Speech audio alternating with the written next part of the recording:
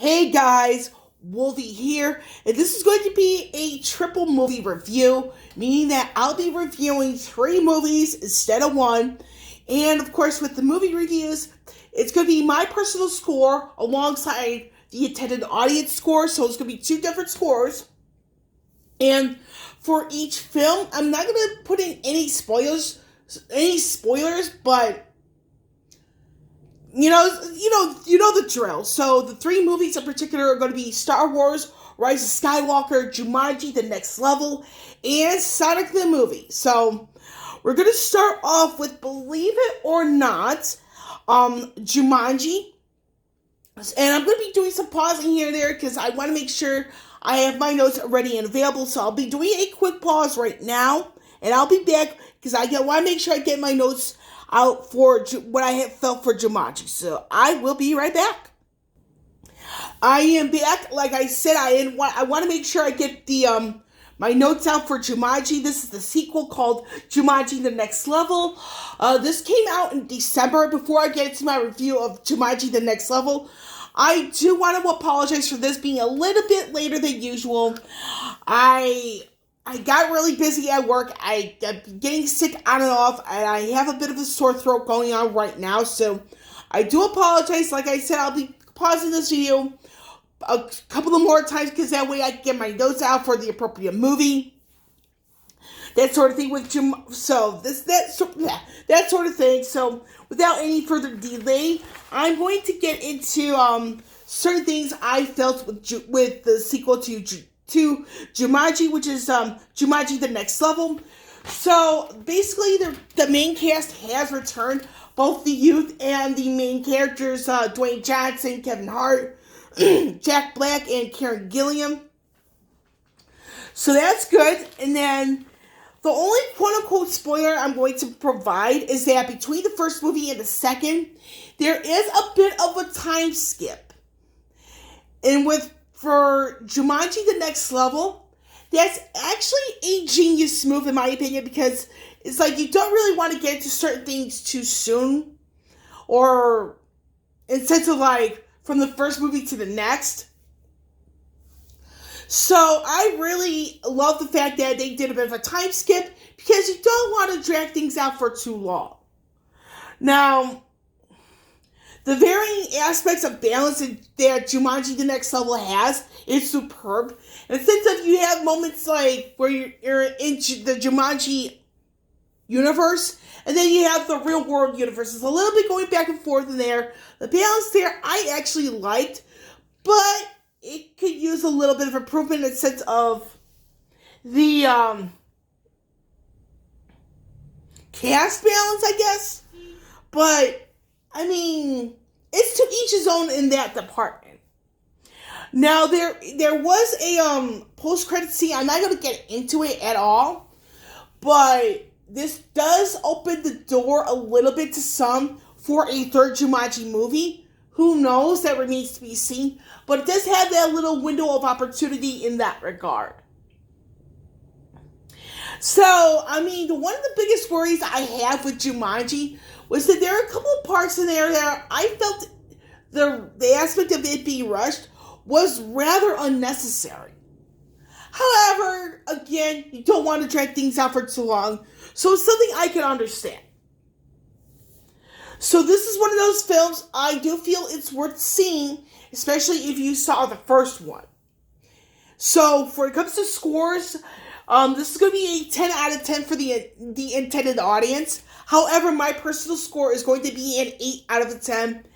And that's mainly because of the fact that, again, some of the scenes that I felt were a bit rushed was also unnecessary.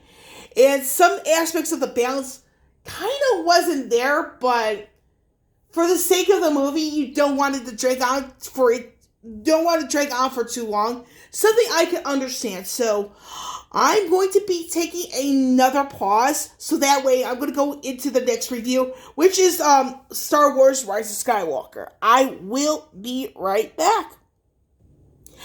I am back once again, and this is my movie review for Star Wars: Rise of Skywalker. Now, I'm going to be as unbiased as possible, so that way people can understand certain things from my perspective. And mind you, when it comes to stuff like this is my opinion only. So with Rise of Skywalker, there was quite a bit that felt rushed. Some of it was necessary, some of it was unnecessary. However, with that all being said, this is debatable because of the individual viewer. Now, with the fight scenes, I mean, there is a good deal of improvement I can see with that. Even though the circumstances for this particular film ending the Skywalker saga. Now, with the ending, I'm only going to say this, it's very anticlimactic, somewhat predictable. So it's like, okay, that's it. That sort of thing, with the ending, I just felt it was very anticlimactic.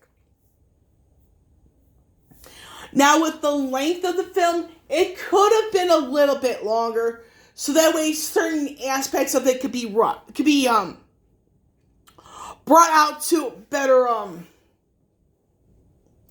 I want to say this right now? So, when it comes to, the length of the film, it could have been a little bit longer, maybe half an hour or 45 minutes.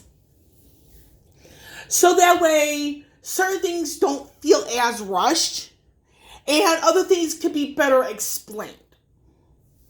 Now I know where I'm going to go. So, with that, some of the dialogue and certain things I found to be pretty damn good. The way they've included the late Carrie Fisher in the film, despite her death a few years ago. So, that personal touch to have Carrie Fisher in there, that was very beautiful, very well done. And, I mean, yeah. But yeah, so yeah, it's the whole thing with Carrie Fisher, that was perhaps the best part, considering what happened a few years ago in real life. How they were able to add her in for this particular one, that was very fitting of her to go that way, in sense of Princess Leia. So, and then the thing is, there's a lack of humor in some points, so I'm like, okay, I didn't get that joke or this joke, yeah. So, the thing is, for the Fanatic score, this is going to be a 10 out of 10. Now, I have one score written down for my personal score, but I'm going to have to give this a 6.5 out of 10. Because it's again, the whole thing some of it being rushed, and again, that's up for debate depending on the individual viewer. This could have been a little bit longer, because I honestly felt I did not get my money's worth. And the thing that really saved this movie was the late Carrie Fisher. How Leia was done in this particular film. That's the one thing, in my opinion, that saved it. And the ending being very anticlimactic, I'm like, they could have done a better job. So I will be back one last time, and like I said, it's going to be on Sonic the movie. I am back one last time. This is going to be my movie review for Sonic the Hedgehog the movie. Out of the three, this is the one I enjoyed the most. Now, the whole thing, we all know about the delay to the design of Sonic. That delay was the best call to redesign Sonic the way it should be intended. So, I'm going to move this guy right here. You get to see. So, the fact that the Sonic in the movie looks a lot like this figurine. And this figurine, I do want to go off topic slightly, but this is actually part of a little crate box I purchased from the Chicago Comic and Entertainment Expo this past weekend. So this was part of that little box I purchased. Oh man, this is so cool. But anyway, so the fact that the redesign of Sonic to look closely like this was the best decision ever. Because you give the fans what they want, a redesign for whatever reason. It was the best move. People were going to it. I saw this last night for the second time. And like I said, between Sonic Jumanji: The Next Level, and Star Wars: The Rise of Skywalker. This Sonic was my favorite of the three. The thing is that I was laughing, I was crying a bit, I was cheering for Sonic, of course. So, like I said, the delay, that was the best decision, and that's part of the why I love this movie the most of the three. Now, I had something in my notes saying with a bit of a spoiler regarding Sonic's past. However, I'm going to omit it for the sake of being spoiler free. So there was a vibe I got, with Deadpool when I saw Sonic twice. That was excellent. I particularly enjoyed that whole vibe. For those of you who've seen, you'll know what I mean. Now, the decision to have Jim Carrey cast as Dr. Robotnik, that was one of the best decisions ever. Jim Carrey did such an amazing job as Dr. Robotnik. If you look, for those of you who are Jim Carrey fans, and that's because of his works, this was for him. He was meant to play Dr. Robotnik. Now, for those of you who've seen the movie, there is a post-credits scene. This does open the door for a sequel, just like Jumanji. Now, one of the biggest worries I had with Sonic was that there were some characters that felt out of place in the movie. The whole thing with the wife of the good guy. That's one of those potentials of her falling kind of out of place in the movie.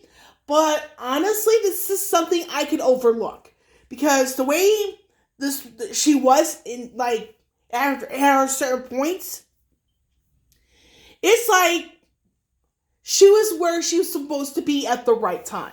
But there were others I'm like, is that really necessary or is that really necessary? But yeah, that's like the biggest worry I had was some of the characters kind of fell out of place with the movie at certain points. Now, like I said earlier, when it comes down to the feels, and by that the emotions in the right places, where you're supposed to laugh or cry or go cheering for Sonic, it was the right emotion in the right place at the right time. And that's something you really cannot ask for much in a movie. Now, the thing is with Sonic in this particular movie, he is surprisingly relatable to individuals who are both youths and adults at the same time. This was something I was not expecting to see out of this movie, but it is the right call. You want to make certain characters relatable. And this one kind of delivered on its word to me, in my opinion.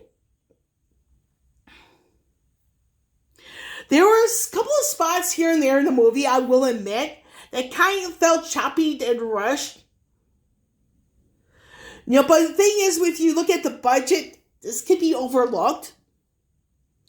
So with that out of the way, what is my score and the fan score? So the intended audience score is going to be a 10 out of 10.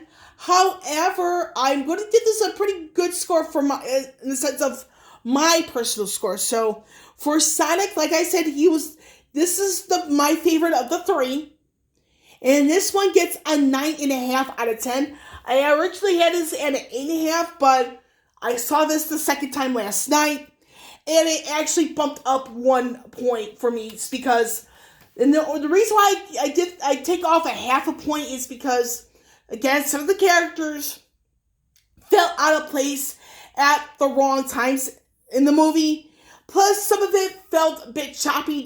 The movie itself felt a bit choppy and rushed, but that's something one could overlook considering the budget. So to recap the scores here, so a 6.5 out of 10 is my personal score for Star Wars: The Rise of Skywalker. An 8 out of 10, I think, for Jumanji: The Next Level, and a 9.5 out of 10 being my personal score for Sonic. And again, the half point taken off for it being choppy to rush here and there. Plus, some of the characters just felt a bit out of place at the wrong times. But again, this is my opinion only. And I will be signing off with Wolfie here, catching you all on the flip side.